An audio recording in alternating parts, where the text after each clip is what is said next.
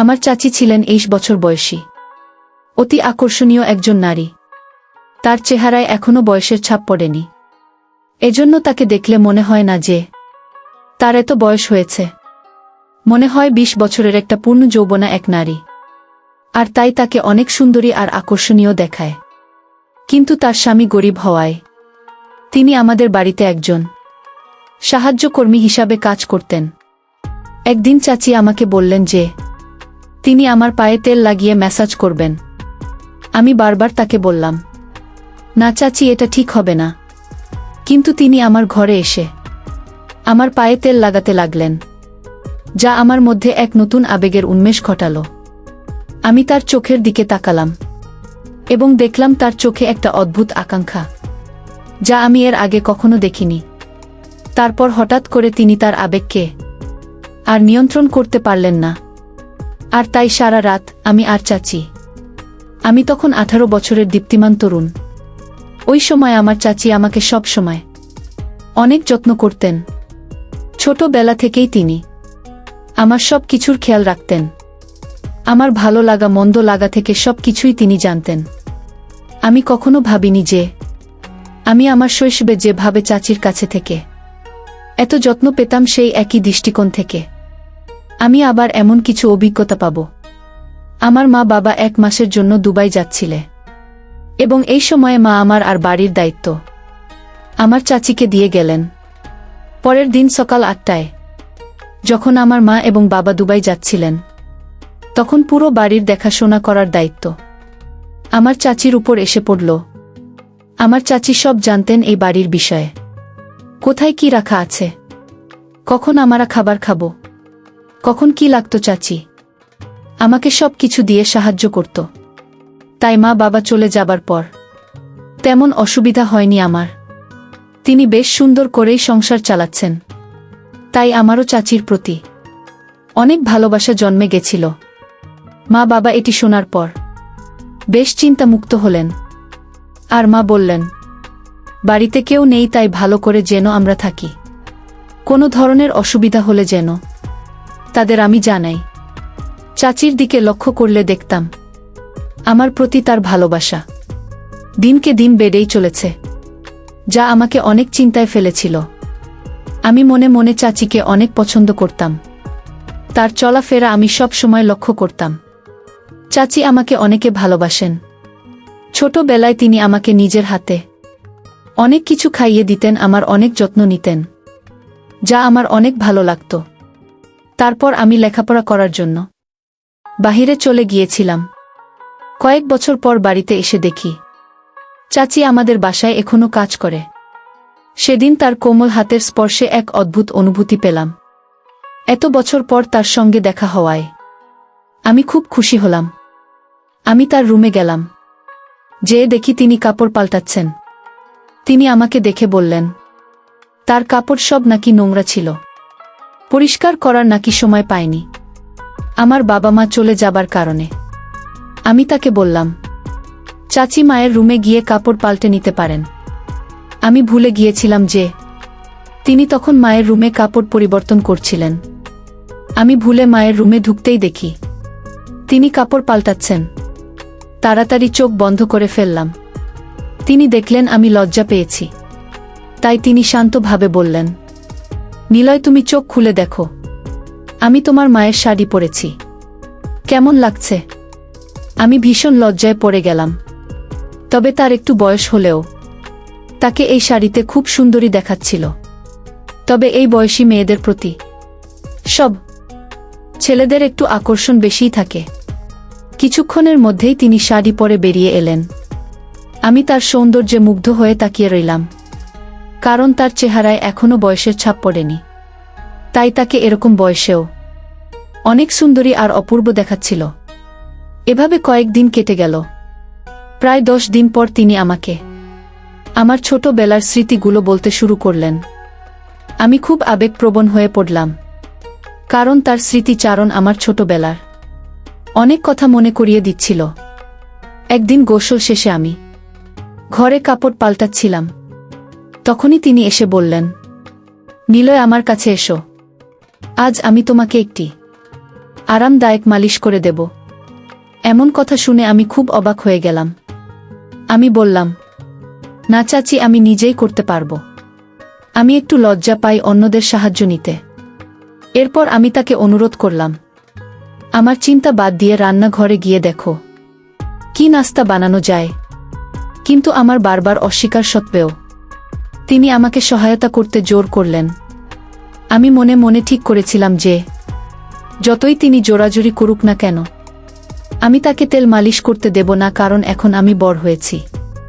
আমাদের এখন কিছুটা হলেও সীমারেখা বজায় রেখে চলা দরকার। আর আমি অনেক লজ্জা পাই। আমি চাচির দিকে মনোযোগ দিয়ে দেখলাম। তিনি তখন সেখানে বসেছিলেন। তিনি বললেন, তুমি আমার হাতে মালিশ করে নিলে না, কিন্তু আমাকে জামা পরাতে দাও। আমি চুপচাপ মাথা নিচু করে তার সামনে দাঁড়িয়ে রইলাম। তিনি আমাকে আমার পোশাক দিলেন। তারপর তিনি আমাকে জামা পরাতে শুরু করলেন। সেই সময় আমার চাচাকে দেখে আমার মনে অনেক রকম চিন্তা আসতে লাগল। কিন্তু চাচি আমার পরিবারের একজন সদস্যের মতো, তাই আমি তাকে নিয়ে কোনো খারাপ চিন্তা করতে পারিনি। একদিন আমি চাচিকে বলেছিলাম তিনি যেন এই বাড়িটিকে তার নিজের মনে করেন। এরপর তিনি এই বাড়িতে এমনভাবে থাকতে শুরু করলেন যেন এটি তার নিজের বাড়ি। একদিন আমি বন্ধুদের সাথে একটি পার্টিতে যাচ্ছিলাম। চাচি আমাকে জিজ্ঞাসা করলেন, তুমি কোথায় যাচ্ছ? আমি বললাম, চাচি, আমি একটি পার্টিতে যাচ্ছি। তখন তিনি বললেন, আরে তুমি শুধু একা একা পার্টিতে যাচ্ছ? মাঝে মাঝে তো আমাকেও তোমার সাথে নিয়ে বাইরে ঘুরতে যেতে পারো। একা একা আমি বাড়িতে কি করব? আমারও তো ইচ্ছা হয় বাইরে যাওয়ার। আমি তাকে বললাম, ঠিক আছে, তোমাকে বাইরে নিয়ে যাব, তবে তোমাকে ভালো পোশাক পরতে হবে এবং ইন্ডিয়ান মহিলাদের মতো পোশাক পরতে হবে। চাচি আমার প্রস্তাবে রাজি হলেন। আমি মায়ের রুম থেকে একটি সুন্দর শাড়ি এনে তাকে দিলাম এবং বললাম, এটা পরো এবং জলদি রেডি হয়ে নাও। যখন তিনি রেডি হয়ে বেরিয়ে এলেন, তখন তাকে দেখে আমি অভিভূত হয়ে গেলাম।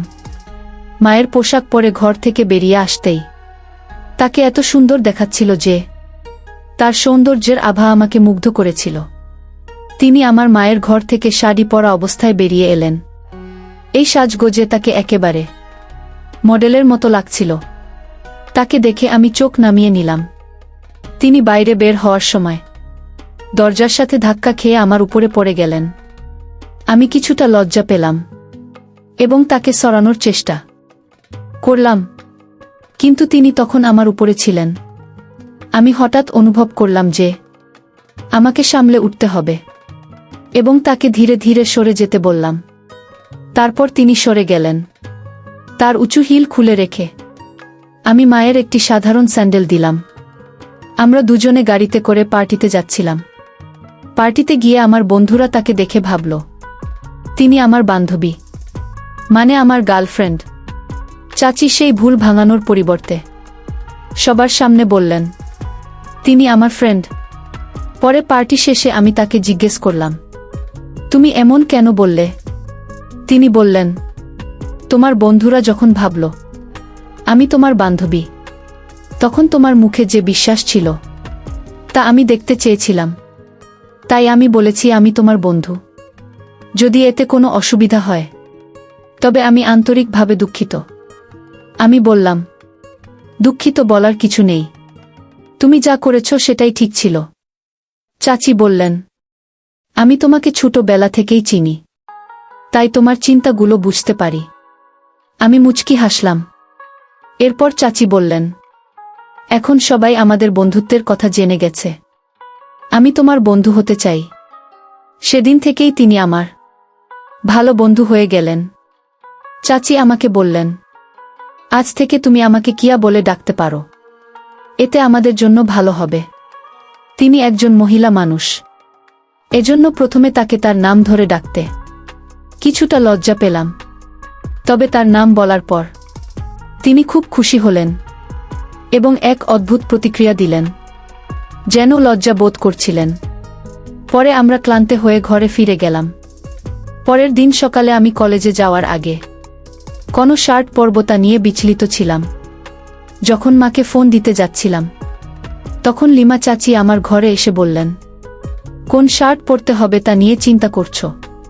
তিনি বললেন, তোমার চাচি যখন বাসায় আছে তাহলে তোমার পছন্দের ব্যাপারে আমাকে জিজ্ঞেস করতে পারো। আমার রুচি খারাপ নয়। এরপর তিনি আমার পছন্দের একটি শার্ট দিলেন এবং আমি তা পরে কলেজে রওনা দিলাম। বিকেলে তিনি বললেন, তোমাকে অনেক ক্লান্ত লাগছে, চলো আজ তোমার মাথায় তেল মালিশ করি। তিনি আস্তে আস্তে আমার মাথায় তেল মালিশ করতে লাগলেন। পরদিন সকালে ঘুম থেকে উঠে দেখি তিনি আমার পায়ের কাছে ঘুমিয়ে পড়েছেন। আমি আতঙ্কিত হয়ে বললাম, চাচি আপনি এখানে কেন? তিনি বললেন, আমি শুধু তোমার মাথায় হাত দিয়েছি, তাতেই তুমি ঘুমিয়ে পড়েছ। তোমার মা কি কখনো তোমাকে মাসাজ করেনি? আমি বললাম, আমার মা আমার খুব যত্ন নেন, তাই এটি নতুন কিছু নয়। কিয়া চাচি মাথা নেড়ে বাইরে চলে গেলেন। কয়েকদিন পর বাবা মা বাসায় চলে আসলো। পরে আমি যখন নাস্তার টেবিলে এলাম, আমি বুঝতে পারছিলাম না কেন বাবা এত মনোযোগ দিয়ে আমার দিকে তাকিয়েছিলেন। রাতের খাবারের পর কিয়া চাচি রান্নাঘর পরিষ্কার করছিলেন এবং পরে নিজের ঘরে চলে গেলেন। আমি সেদিন রাতেই তার রুমে গিয়ে উপস্থিত হলাম। তিনি আমাকে দেখে চমকে গেলেন এবং জিজ্ঞাসা করলেন, কোনো কাজ আছে নিলয়? আমি বললাম, না চাচি, কোনো কাজ নেই। আজ আমরা বেশি কথা বলিনি, তাই তোমার সাথে দেখা করতে এলাম। তিনি বললেন, ঠিক আছে, যদি তোমার কোনো দরকার হয় আমাকে ফোন করো, আমি এখানে আছি। আমি তার রুম থেকে বের হয়ে নিজের রুমে চলে গেলাম। পরদিন সকাল 8টায় উঠে দেখলাম সকালের নাস্তা এখনো তৈরি হয়নি। সাধারণত কিয়া চাচি সকাল 7:30টার মধ্যে নাস্তা তৈরি করতেন, কিন্তু আজ তা হয়নি। আমি রান্নাঘরে গিয়ে দেখি কিয়া চাচি চিন্তিত মুখে দাঁড়িয়ে আছেন। বাবা যখন রান্নাঘরে ঢুকলেন তখন দেখলাম তার দৃষ্টি চাচির দিকে বেশ দৃষ্টিসম্পন্ন ছিল। আমি বুঝতে পারলাম তিনি শুধু এখন আমার চাচি নয়, এখন আমাদের মধ্যে বন্ধুত্ব গড়ে উঠেছে। আমি তাকে এতটা আতঙ্কিত দেখে সহ্য করতে পারলাম না। রাতে আমি চাচিকে দেখতে আবার তার রুমে গেলাম এবং সেখানে দেখতে পেলাম বাবা তার রুমে অনেক টাকা রেখে গেছেন। আমার মনে হলো বাবা হয়তো চাচির সাথে কিছু ভুল করেছেন। উনি হঠাৎ এত টাকা কেন চাচিকে দিচ্ছেন? এই প্রশ্নটাই তখন আমার মাথায় ঘুরছিল। তিনি ঠিক করলেন, যতক্ষণ না নিলয়ের সাথে দেখা হচ্ছে ততক্ষণ এই বাড়ি ছাড়ব না। সম্ভবত চাচি আমাকে বুঝতে পেরেছেন। আমি বাবাকে জিজ্ঞেস করলাম, চাচির সাথে কি ঘটেছে? আমাকে ওখানে দেখে তাদের মুখের রং বদলে গেল। আমার বাবা মা আমাকে আমার রুমে যেতে বললেন, কিন্তু আমি বললাম, আমি এখান থেকে কোথাও যাব না। আমি জানতে চাই আপনি কিয়া চাচির সাথে কি করেছেন। তখন চাচি আমাকে জড়িয়ে ধরে কাঁদতে শুরু করলেন। তিনি বললেন, নিলয়, আমি যখন থেকে এই বাড়িতে এসেছি তখন থেকেই তোমাকে সব কিছু বলতে চেয়েছিলাম, কিন্তু সাহস পাইনি। আমি তাকে সান্ত্বনা দিলাম এবং বললাম, তুমি এখন সব সত্যি বলতে পারো। তিনি তখন সব বললেন। আমি তাকে বললাম, তুমি যা বলেছ তা সত্যি ছিল, তাই তোমার তাই কোনো দোষ নেই। চাচি আমাকে আবারও জড়িয়ে ধরে কাঁদলেন আর আমি তাকে সান্ত্বনা দিলাম। যা আমার বাবা মা দেখলেন। আমার মা বাবাকে নিয়ে চাচি কিছু খারাপ কথা বললেন। আমি বললাম, যদি কোনো গরিব মহিলার সাথে খারাপ কিছু করেন তা আমি মেনে নেব না। তখন আমি চাচিকে বললাম, চুপ থাকাই ভালো হবে, এখন চুপ করে এখান থেকে চলে যান। হঠাৎ করে চাচি চিৎকার করে বললেন, আমি আর চুপ থাকতে পারবো না, আমি নিলয়কে সব সত্যি বলবো। তিনি বললেন, নিলয়, তুমি জানো না যে তোমার আসল মা মেহজাবিন, যিনি কয়েক বছর আগে এই বাড়িতে কাজ করতে এসেছিলেন। মেহজাবিন 2 যমজ সন্তানের জন্ম দিয়েছেন। তাদের মধ্যে একজনকে আমি লালন পালন করছি। তুমি আমাকে তোমার চাচি হিসেবে মেনে নিতে চাইলে আমি তোমাকে সব বলবো। আমি হতবাক হয়ে বললাম, তাহলে এরা আমার মা বাবা নয়? তুমি কি এসব সত্যি বলছো? চাচি বললেন, আমি জানি তুমি আমাকে হারাতে চাও না, কারণ আমি তোমাকে অনেক ভালোবাসা আর যত্ন করেছি। আমি পুলিশের কাছে গিয়েছিলাম, কিন্তু আমার যমজ ভাইয়ের কারণে কিছু করতে পারিনি। আমি চাচিকে বললাম, তুমি সব সত্যি বলছো, কিন্তু আমার কোনো কষ্ট নেই, কারণ আমার বাবা মা আমাকে খুব ভালোবাসেন। চাচি বললেন, কয়েক বছর আগে তোমার মা মারা গেছেন, তাই তোমার বড় ভাইকে টাকা দেওয়া হয়নি। ও সঠিক মূল্য পায়নি। তার পারিবারিক অবস্থা খুবই খারাপ ছিল, এজন্য সে নানা জায়গা থেকে চুরি করে টাকা উপার্জন করতেন। সেই সময় তিনি আমার বাবা মায়ের কাছ থেকেও কিছু টাকা চুরি করেছিলেন। তিনি একবার আমার বাবা মায়ের কাছে 1 লক্ষ টাকা চেয়েছিলেন, কিন্তু বাবা মা এত বিশাল অঙ্কের টাকা দিতে অস্বীকার করেছিলেন। তখন তিনি কিছু টাকা নিয়ে আমাদের বাড়ি থেকে চলে যেতে বাধ্য হন। চাচি আমার বিশ্বাস অর্জনের অনেক চেষ্টা করেছিলেন, কিন্তু তার সত্য প্রকাশ পাওয়ার পর তার প্রতি আমার সমস্ত ভালোবাসা এক ঝটকায় হারিয়ে যায়। কয়েক বছর আগে আমার বাবা মা কিয়া চাচিকে বলেছিলেন তিনি যেন আমার ভাইকে দত্তক নেন, আর এই জন্য আমার বাবা মা তাকে অনেক টাকা দিয়েছিলেন, কিন্তু তিনি সেই টাকা সঠিকভাবে ব্যবহার করতে পারেননি এবং আমার বড় ভাইকেও সঠিকভাবে লালন পালন করতে ব্যর্থ হন। যদি তিনি তার সময় এবং অর্থের মূল্য বুঝতেন, তাহলে আজ তিনি বেঁচে থাকতেন এবং নিজের পথে সফলতা অর্জন করতেন। কিন্তু চাচি তাকে ভালো মূল্যবোধ বা শিক্ষা দেননি, তাই আজ তিনি মিথ্যার আশ্রয় নিয়ে জীবন যাপন করছেন। টাকার চেয়ে সঠিক মূল্যবোধ ও শিক্ষার গুরুত্ব অনেক বেশি। আপনি টাকা দিয়ে ভালো পোশাক কিনতে পারেন, কিন্তু ভালো মূল্যবোধ কিনতে পারেন না। কিছু সময়ের জন্য সুখ পাওয়া যায়, কিন্তু এক সময়ে এসে বুঝতে হয় যে মিথ্যা আজও দীর্ঘস্থায়ী হয় না। প্রিয় বন্ধুরা, গল্পটি আজ এখানেই শেষ করছি। আশা রাখি গল্পটি তোমাদের কাছে অনেক ভালো লাগবে। যদি গল্পটি ভালো লাগে তাহলে অবশ্যই কমেন্ট করে জানাবেন। গল্পটিতে যদি কোনো ভুল ত্রুটি থাকে তাহলে ক্ষমা করে দিবেন। আর নিয়মিত এমন আলাদা স্বাদের গল্প শুনতে ভিডিওটিতে লাইক এবং চ্যানেলটিকে সাবস্ক্রাইব করে সাথেই থাকুন। আর হ্যাঁ, নোটিফিকেশন অন করে রাখবেন, যাতে পরবর্তী গল্প সবার প্রথমে আপনার কাছে পৌঁছে যায়। আজকের মতো বিদায়। ধন্যবাদ বন্ধুরা, ধন্যবাদ সবাইকে।